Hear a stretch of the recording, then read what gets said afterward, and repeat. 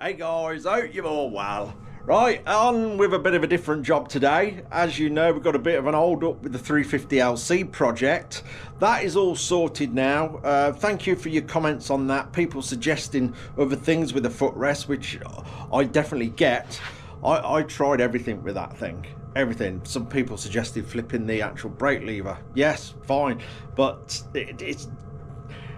You do that and it just throws it out in all sorts of different ways. And then there's the other side, the gear change side. It's just an absolute nightmare, really. And yeah, they're just not right.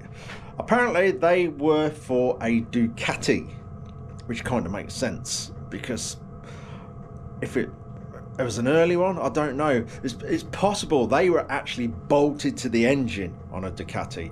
I don't know. I don't know too much about Ducatis, apart from I would not turn a Panigale down. Anyway, is at a search round and thinks we found some Aris rear sets, which are all fully adjustable. And I think they will work if he can get them. I think he's put an offer in for them. So if not, GSXR ones have got that layout, so they will fit as well. Anyway, I've left him to it, and I'm sure he'll let me know as soon as he gets some, and he'll bring them straight over. In the meantime, I've decided to do one of the frames. So I've got one frame where I've taken a deposit for, so I'm going to get that done. This by the way is Operation European Road Trip in full swing. So all these little frame jobs are going to go to my little annual travel trip. Anyway, I have 4 of the back spines down here. Why have I got the diesel heater on? It's got really hot. Turn that off. It's one of them noises where it's there, but you had a whole winter of that noise, you don't recognise it. It's still a little bit chilly in the mornings, so I put it on for an hour and I forgot to turn it off today. Right, where was I? These back spines. So yeah, that one's spoken for then. That's deposited and there's a frame on the way. So I've got 1, 2 going spare to be turned into frames, and this one is for a job I've got to do. So yeah, I have 2 frames going if anybody's interested. I plan to go away in July, so yeah, we haven't got much time, and these frames are a lot of work. And yeah, if someone wants one before July, I have 2. That's probably about my limit to get them done between now and July, actually, with all the other work we've got on. Anyway, where are we? Got the trusty rusty old jig. Look at the state of that. Terrible. But it works. I dread to think how many bikes and frames I've built off that over the years. Quite a few. And yeah, it looks terrible, but the old girl still works fine. Anyway, I'm just putting components together now. I've got the bottom part of the frame for this one that I'm doing now. I've dressed all that up and doing my usual smoothing it all out, because I kind of like them like that. And let's face it, MIG welding's not the prettiest things, is it? You look on some of the old Japanese frames, or any frame for that matter, the welds aren't pretty. They ain't going to go to, you know, mass-produced bikes. I don't think they're going to go to the trouble of TIG welding. Same as that. I know people are going to say, you've got that TIG welder, you need to get it out. And so I know. I have got that TIG welder, and I really do need to find the time to sit down with it and get some practice in. Me and Matthew sat down with it when I first got it, and we done a little bit with it, but you know, things happen. Time runs out and all that business. It's been a bit of a yeah, different year. You all know what's gone on, so I will get round to that one day. But with the MIG welding, I do like to smooth it all out. It just looks better. And when this is all powder coated, or whatever he chooses to do with this, it really does look good, rather than big lumpy MIG welds. I know you can get MIG welds okay, but like I say, you look on Japanese bikes and all that and look closely at the welds, they're always lumpy bumpy. Anyway, so that's the bottom bit. I'm just on the top bit now, so I've got this little basic jig that sort of replicates the back spine that's down there on the floor, which allows me to set this joint out ready. And then I put the cross member in, and then basically when we got that and that, and then it all starts going together. Lately I'm putting straight cross members in here. I used to do them curved, but the afterwork on that is is quite large, and it does, because it's curved, you've got more of a surface area that you've got to weld, and yeah, sometimes it really knocks them out of shape. So now I just do the straight one. Let's face it, most hardtail frames that you see, I've just got a straight cross member, and your seat goes over that, your oil tank, if you're using an oil tank and stuff like that. So yeah, I'm going to get these done. Like I say, if anyone's interested in the two that I have spare that I can put together, the price is $495. That might shock some of you, but there's near enough a week solid in building a frame for me, and then you've got the material cost as well. So yeah, there's quite a lot of work into them. That's without the oil tank. The oil tank's extra, because that in itself, there's quite a chunk of work in them. Anyway, let's get on with this one. I've got this side to cut, like this one.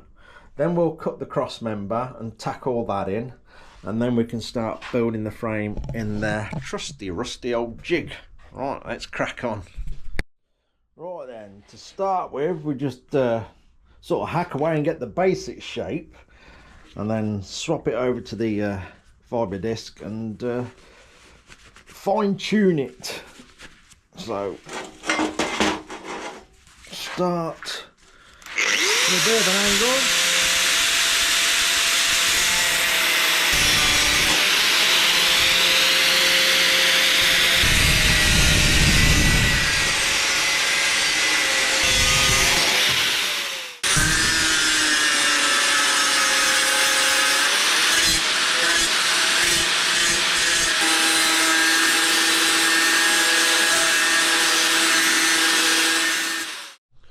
Okay, that's that, close enough.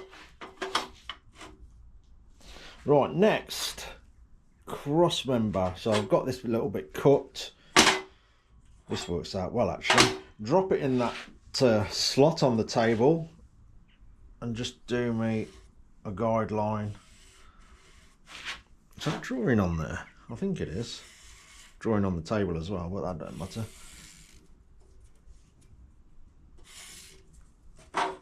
There we go. So that's a guideline, because obviously we've got to do the cuts for it to go around the frame. Fish mouthing, as some people call it. Then we need one the opposite side of that, so we keep them in line, so we don't get them like that side and this side slightly off. We want them exactly the same. Let's just get that in as well.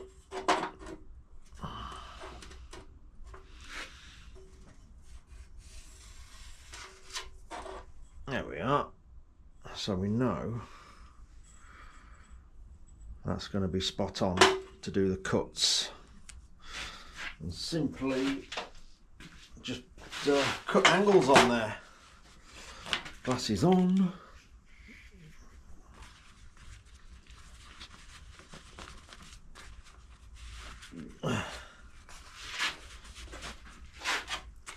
Get the main cut done, and then we'll fine tune it with the other disc.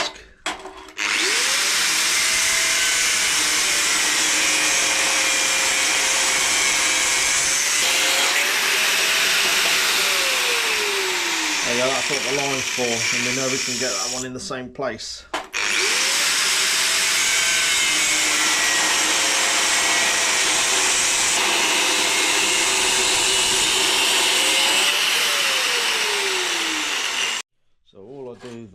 with that now is onto the disc, and then just keep trimming it till it basically fits through the frame nice and sits in there, and obviously goes around the frame for a nice join.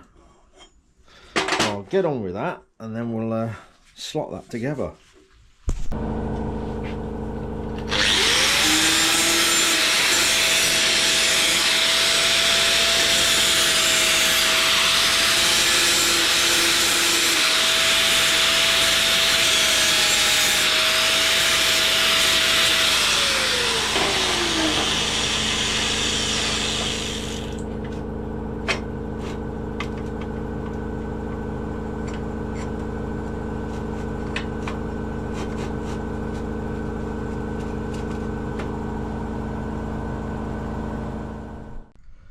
Right, that's that sorted.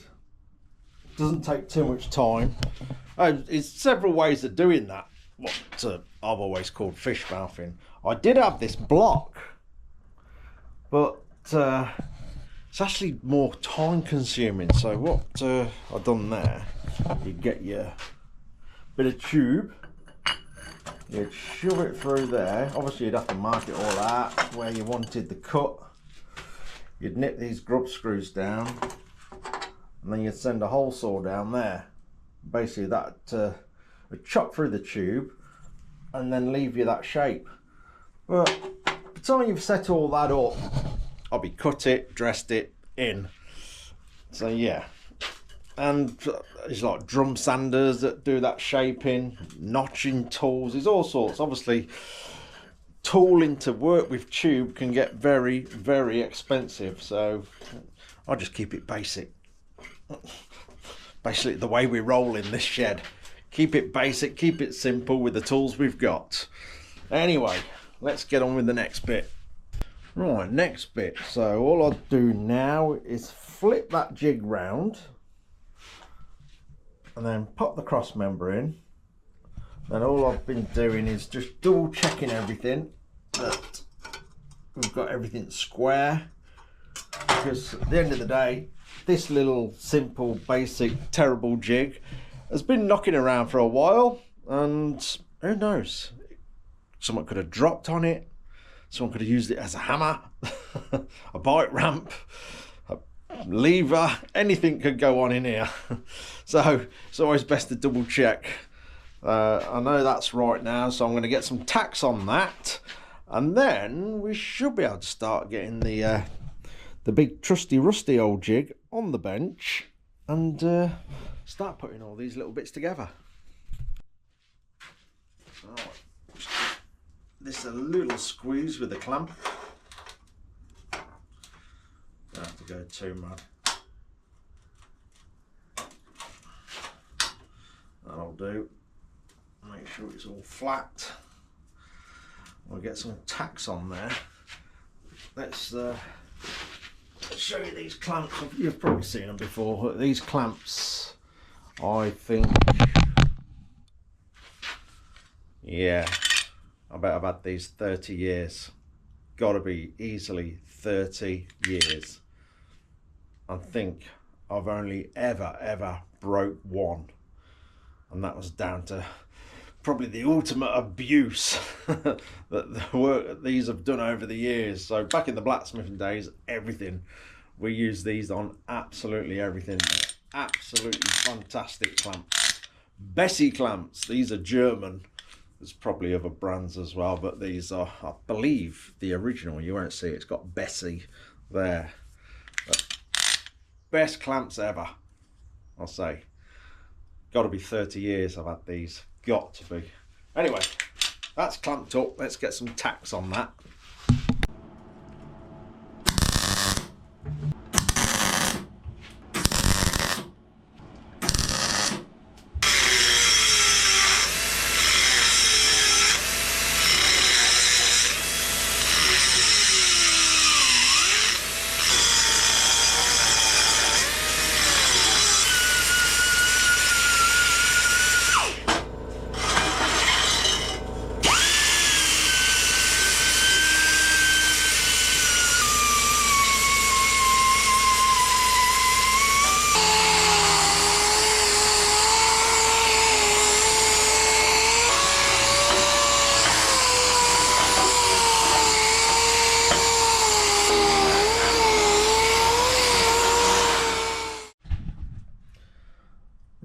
that's that all sorted, ready to go.